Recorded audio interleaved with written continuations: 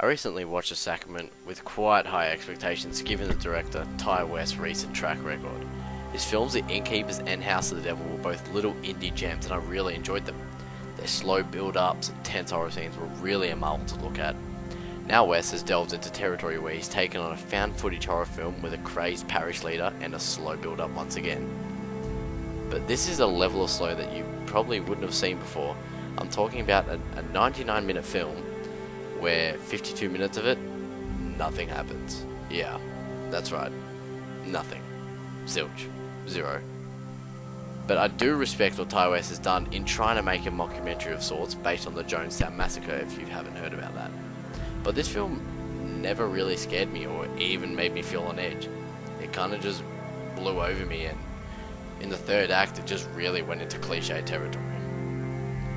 The film stars mumblecore director Joe Swanberg and AJ Bowen, who are close friends with West and agreed to be in this film, being close friends. They play Vice documenters who deal with lots of controversial topics that the normal media would not go for.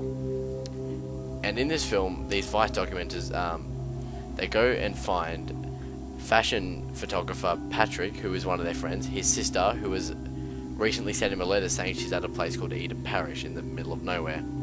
So they travel there and they go to document it about Eden Parish and try and bring his sister home. But things are not always as they seem. Things start to go well, then they go weird, and then they go hell for leather. Ty West does do a great job at establishing this place, and the shots do look brilliant at times for a found footage film. I mean, everything's clear, you can see everything, and audio sounds great. But this is where a flaw begins to show with the film. The film has shots which would not have been possible with the cameras they had. Like, there will be someone holding it, but where would they have got that from? It just does not make sense. It's a little nuisance that I find when I watch found footage films, as I'm a big fan of them, I do like them. And they just try and shoot a found footage film like a set shot film, and there's no in between of this. There's either found footage or set shot. You can't combine the two. It just takes the audience out of it. They're watching a found footage film, and they just see a set shot or just a shot which would not have been possible at all. But after this, another portion of the film that really takes you out of it is just the acting. It's bad. It's just terrible. They never seem scared, and whenever something bad is happening, they just kind of breathe in the camera and then run away, just slow, just really slow. And this is a really big problem that Joe Swanberg has. His acting is just bad. AJ Bowen is passable. He's not that great. He just kind of stands there and delivers his lines.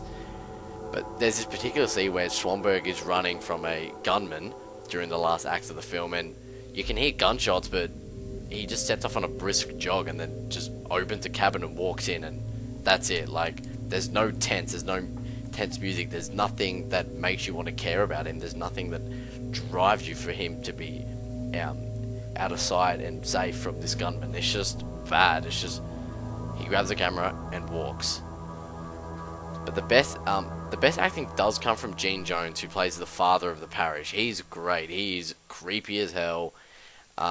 Every time he makes a presence on the scene, he just steals the shot every time, and he's really, really good in this role. He was perfectly chosen, and I do congratulate Ty West on casting him in this role.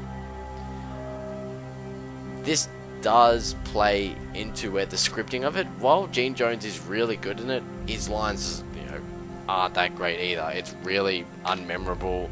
I can't remember anything from the script that really stood out to me. It kind of was just really cliche about everyone being a family together. We gotta do this, we gotta blah blah blah. Everyone came here with a problem, and it's just really not that interesting. But the third act of the film is where really most of the problems begin to happen. It's really cliche, it was predictable, it did not scare me at all. For a film with such a big build-up, there was nothing spooky about it. It was kind of, it just blew over. It was the worst part of the film where it should have been the best. And this was really, really annoying, because I just spent 52 minutes of this film watching nothing and establishing characters where the characters weren't even memorable or established that well, into just a really bad last act of a film.